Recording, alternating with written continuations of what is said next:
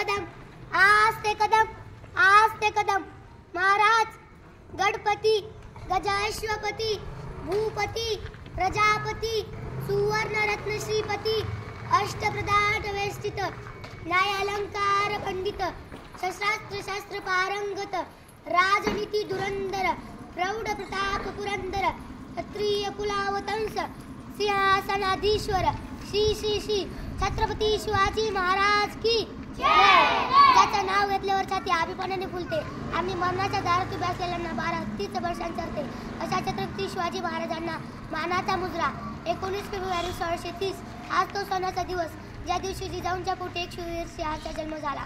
तो शूरवीर सिंह म्हणजे छत्रपती शिवाजी। ते लहानपणापासूनच शूर व धाडसी होते। ते तुमच्या आमच्यासारखे व्हिडिओ गेम खेळत नव्हते तर कुस्ती खेळायचे तलवारबाजी करायचे। त्यांनी वयाच्या अवघ्या 15व्या वर्षी मावळ्यांसोबत स्वराज्य स्थापनेची शपथ घेतली। स्वराज्यासाठी आयुष्यभर शत्रू लढला होता। प्रतापगडाच्या पायथ्याला अफजलखानाला फाडला होता। पुण्यात कुर्ता शाहिस्तेखानाला कोंडला होता। पुरंदरच्या पायथ्याशी मिर्जाशी चातुर्याने लढला होता। आग्र्याला जाऊन खुद्द औरंगजेबाला भिडला होता आणि या महाराष्ट्राच्या मातीत युगपुरुष उभा घडला होता। युगपुरुष उभा घडला होता। अरे कोण होता माझा राजा? लाल महालात शाहिस्तेखानाची बोटे छाटली तेव्हा तो सैबेत पळत होता। इतक्यात त्याची बहीण आली आणि म्हणाली, अरे तुझी भाची कुठे दिसत नाहीये, माझी पोर मला सापडत नाहीये। मला वाटतं तिला शिवाजी महाराजांच्या मावळ्यांनीच पकडून नेले असेल। तेव्हा शाहिस्तेखान म्हणतो, अरे हे काय बोलतेस तू? शिवाजी महाराजांचे मावळे एक वेळेस कुणाचे बोटे छाटतील, कुणाचे गर्दन मारतील, पण कुठल्याच आई बहिणीच्या पदराला हात घालणार नाहीत। ती होती माझ्या राजाची पुन्हा। आणि औरंगजेब तर शिवाजी महाराजांचा सर्वात मोठा शत्रू होता। जेव्हा त्याला राजांच्या निधनाची बातमी कळते तेव्हा त्याचे तो दोन्ही हात वर करतो आणि म्हणतो, हे खुदा तेरे जन्नत के दरवाजे खुले रखना।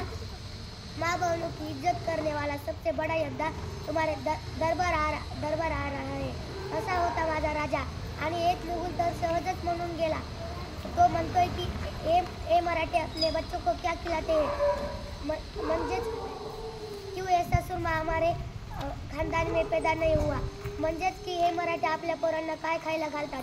त्यांनी तलवार चालवायला सुरू केली की कुणाचंच समोर उभं राहायची हिंमत होत नाही। आणि सह्याद्री फक्त तिघांनीच चढावा।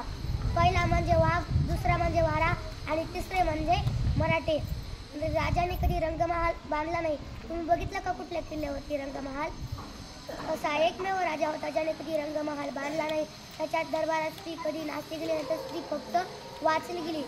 आणि अनेक जण सांगतात की प्रेमाचे प्रतीक म्हणजे ताजमहल आग्र्याचं नाही हो, प्रेमाचं प्रतीक म्हणजे या सह्याद्रीत उभारलेले गडकोट वर त्या गडकोटावर आमच्या मावळ्यांचं सांडलेलं रक्त हे खरं प्रेमाचं प्रतीक आहे। आणि शिवाजी महाराजांनी शक्तीचा वापर करून अनेक गड किल्ले जिंकले। त्यांनी जीवाला जीव देणारे मावळे घडवले। स्वराज्य रक्षणासाठी बाजीप्रभू देशपांडे, तानाजी मालुसरे अशा अनेक मावळ्यांनी आपले प्राणपणास लावले। अनेक वर्षांची गुलामगिरी नष्ट केली, रयतकी केली।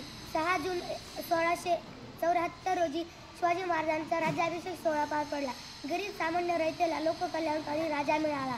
3 एप्रिल 1680 रोजी असे हे महान आदरणीय छत्रपती शिवाजी महाराज अनंतात विलीन झाले। महाराज आज प्रत्येक मराठी माणसाचा अभिमान व महाराष्ट्राची शान आहेत। अशा या राजाला माझा कुटी प्रणाम। एवढे बोलून मी माझे भाषण संपवते। जय हिंद, जय महाराष्ट्र।